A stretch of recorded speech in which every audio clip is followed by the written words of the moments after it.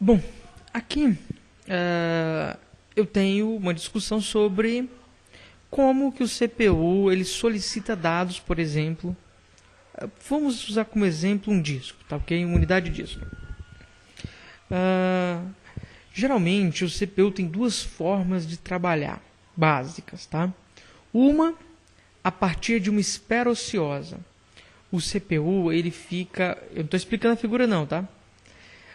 O CPU ele fica esperando, ele pede e fica esperando o tempo inteiro, olhando se já chegou os dados. Isso é chamado de espera ociosa. Isso é ruim, porque ocupa o processador em ficar olhando. A segunda forma é através de uma interrupção. Então o dispositivo ele termina e informa para o CPU, terminei, tá? É lógico.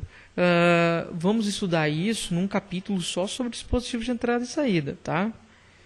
Mas aqui vamos ter uma discussão muito rápida do que seria essa interrupção, que é básico para conversar sobre o próximo capítulo, né? Que nós vamos tratar de processos. Olha só, aqui em A, eu tenho o processador informando para um controlador de disco o que ele precisa e apontando os seus registradores. Em 2, o controlador ele acaba de executar a tarefa e informa para um controlador de interrupções que finalizou a execução, não é? E os dados já estão prontos. Em 3, o controlador de interrupção ele informa o CPU, ele sinaliza, tá? Porque o CPU pode estar muito ocupado. Ele sinaliza, ó, terminei, tá? E em 4, o controlador de interrupção ele recebe a atenção do CPU e transfere informações do dispositivo que terminou de fazer a execução, tá? Da sua tarefa.